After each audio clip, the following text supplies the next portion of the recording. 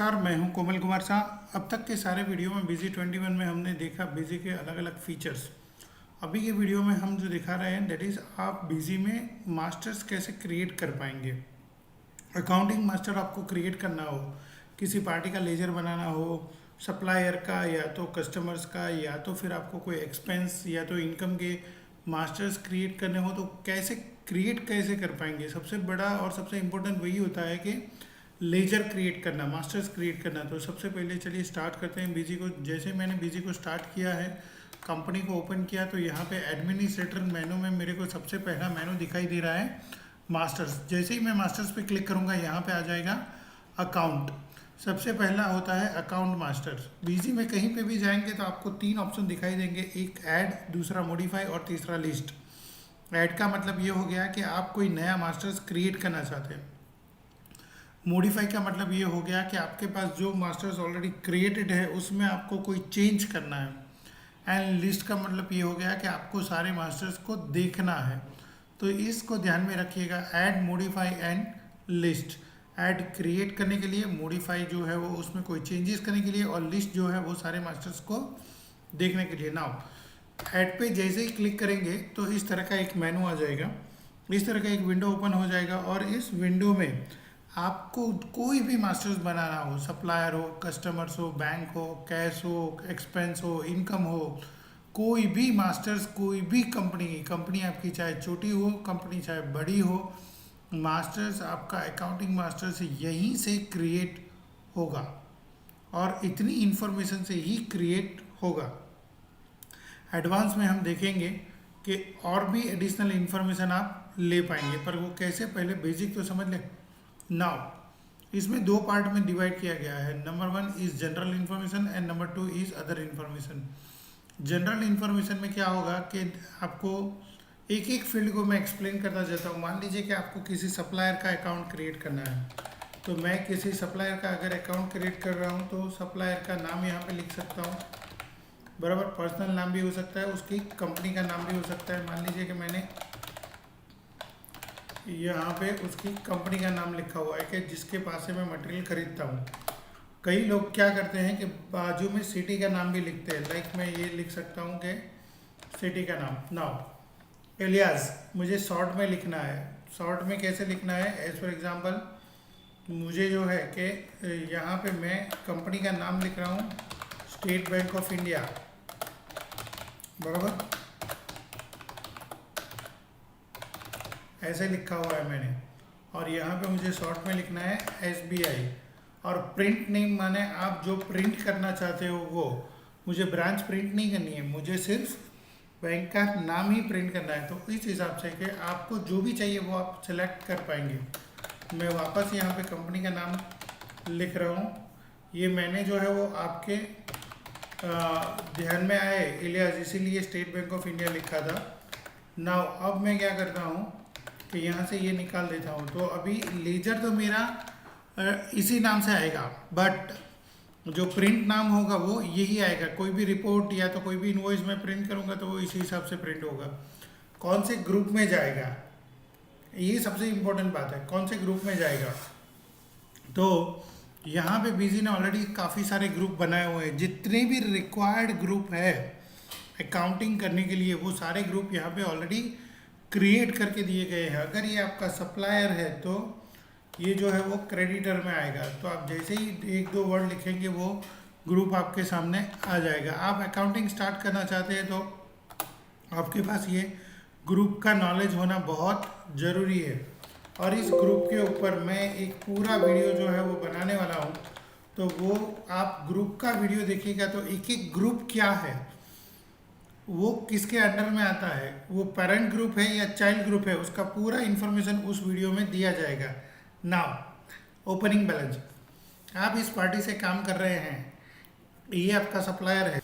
ये अगर आपका सप्लायर है तो उसका लास्ट ईयर का कोई ओपनिंग बैलेंस है या प्रीवियस ईयर बैलेंस कुछ लेकर आना है। अगर है तो, नहीं है तो आप स्किप भी कर सकते हो। एड्रेस, पर्सन का जो एड्रेस है वो आप एड्रेस लाइन 1, एड्रेस लाइन 2, आपको जिस हिसाब से भी लिखना है आप एड्रेस लाइन 3 इस हिसाब से लिख पाएंगे। आप जो यहाँ पे लिखेंगे वो प्रिंटिंग में आएगा। मीन्स 4 लाइन आप यहाँ पे लिख पाएंगे। उसकी कंट्री कौन सी है, उसका स्टेट कौन सा है और स्टेट कोड बाजू में दिया हुआ है। तो आप जो भी स्टेट सेलेक्ट करेंगे, लाइक मैं दिल्ली को सिलेक्ट करता हूँ तो वो ऑटोमेटिकली यहाँ पे 7 हो रहा है। मैं गुजरात सेलेक्ट करता हूँ तो वो 24 हो रहा है। टाइप ऑफ द डीलर, वो डीलर किस टाइप का है, रजिस्टर्ड है, अनरजिस्टर्ड है, कंपोजिशन में है, गवर्नमेंट बॉडी है या तो यूआईएन होल्डर है। यूनिक आइडेंटिफिकेशन नंबर्स, इसका मैं पूरा डिस्क्रिप्शन जो है एक वर्ड फाइल में रखा हुआ है वो आपको देता हूँ, पर आप इतना समझ लीजिए कि सामने वाला किस टाइप में जीएसटी में रजिस्टर्ड है वो टाइप आपको यहाँ पे सिलेक्ट करनी है। अगर आप रजिस्टर्ड सिलेक्ट कर रहे हैं तो वो मंथली रिटर्न फाइल करता है कि क्वार्टरली रिटर्न फाइल करता है, वो आपको समझना पड़ेगा। अगर आपको ध्यान में नहीं है तो बीजी ने बहुत अच्छा ऑप्शन दिया है। आप यहाँ पे सिर्फ उसका जो है वो जीएसटी नंबर टाइप कर दीजिए और आप वैलिडेट जीएसटीएन में जाइए और यहाँ पे यस कीजिए, तो पूरी डिटेल जो है वो उसकी यहाँ पे दिखा रहा है।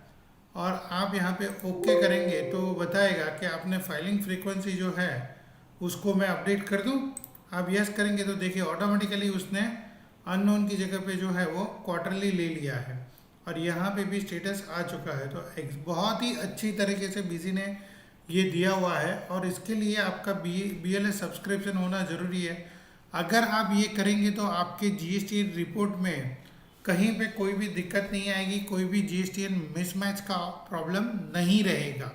नाउ आधार नंबर, कई लोग पूछते हैं कि कौन भाई उद्योग आधार कार्ड का नंबर लिख सकते हैं, फॉर्म है तो, और पर्सन है तो आधार नंबर लिख सकते हैं, लिख सकते हैं। टैक्स पेयर आइडेंटिफिकेशन नंबर लिखना है। आपको जो है वो आईटी माने पैन नंबर ऑटोमेटिकली पिकअप करेगा। आपको आपका वार्ड लिखना है तो लिख पाएंगे। ईमेल एड्रेस जो है वो खास लिखिए ताकि आपको बिजी से अगर ऑटो ईमेल सेंड करने हो तो वो ईमेल एड्रेस पे सेंड हो जाए। मोबाइल नंबर जो है वो आप खास लिखिए ताकि अगर आपने बिजी में एसएमएस लिए हुए हैं और आपको डायरेक्टली एसएमएस करने हैं तो कर पाएंगे। बिजी 21 ने एक नया फीचर्स दिया है व्हाट्सअप का। If you want to send a directly WhatsApp to the party, आपको पार्टी को डायरेक्टली व्हाट्सअप सेंड करना है तो यहाँ पे आप व्हाट्सअप नंबर जो है वो लिख सकते हैं इस हिसाब से, बराबर। बट यहाँ पे क्लियर इंस्ट्रक्शन दिया गया है कि कंट्री कोड नहीं लिखना है, प्लस नहीं लिखना है, 0 नहीं लिखना है, डायरेक्टली आपको 919099081376 इस तरह से पूरा नंबर लिखना होता है।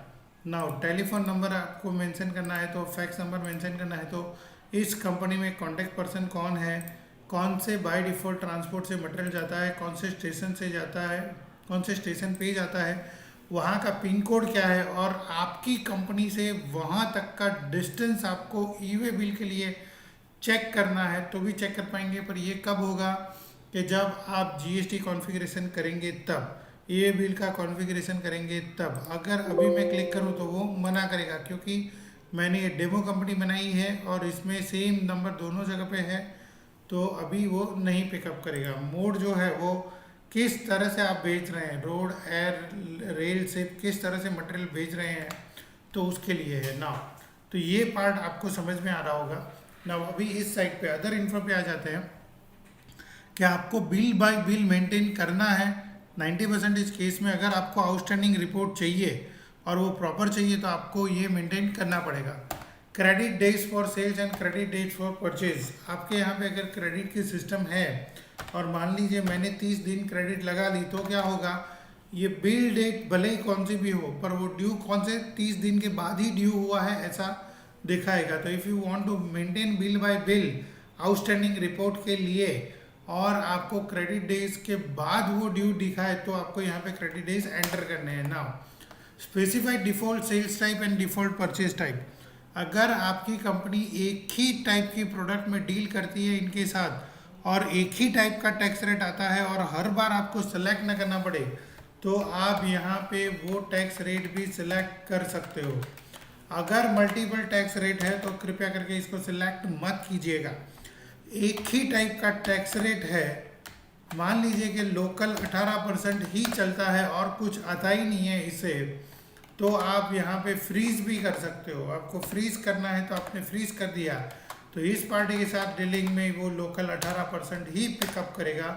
बट अगर ये फिक्स हो तो ही करिएगा, अदरवाइज नहीं करिएगा। सेम टाइप परचेज में है। परचेज आप इनसे कुछ परचेज कर रहे हो और आप लोकल 18% से ही आता है और परचेज टाइप फिक्स करनी है तो कर सकते हो। नाउ CST नंबर एंटर करना है, LST number local sales tax number enter करना है, आपको सर्विस टैक्स नंबर एंटर करना है, लोकल बॉडी नंबर एंटर करना है, इंपोर्ट एक्सपोर्ट कोड एंटर करना है, तो आप यहाँ पे एंटर कर पाओगे। यहाँ पे जितनी भी डेफिनेशंस है उसका मैंने यहाँ पे वर्ड में लिखा हुआ है। एक तो यहाँ पे पूछा गया था UIN number.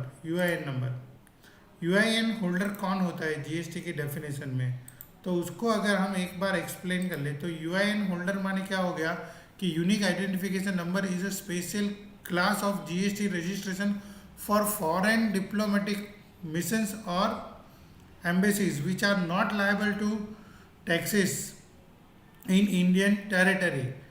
Any amount of tax, direct or indirect, collected from such bodies is refund back to them.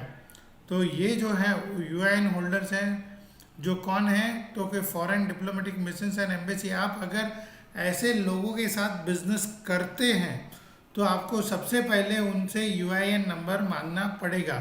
बाकी के जो है सेंट्रल सेल्स टैक्स नंबर है, लोकल सेल्स टैक्स नंबर है, सर्विस टैक्स नंबर है, लोकल बॉडी टैक्स नंबर है और import export code है। तो यहाँ पे जितने भी ये आ रहे हैं सबको मैंने यहाँ पे एक्सप्लेन किया हुआ है। एक UIN को एक्सप्लेन करना ज़रूरत है, बाकी तो हम सालों से अगर बिजनेस कर रहे हैं तो हमें ये सारे नंबर ध्यान में है ना।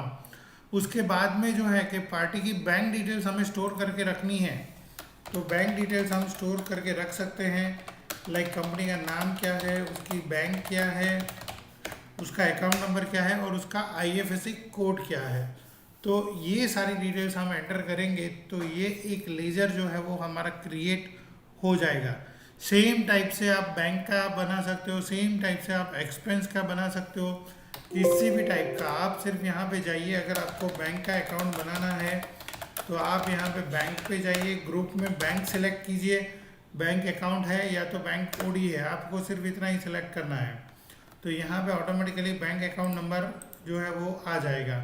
अगर आप कोई एक्सपेंस का बना रहे हैं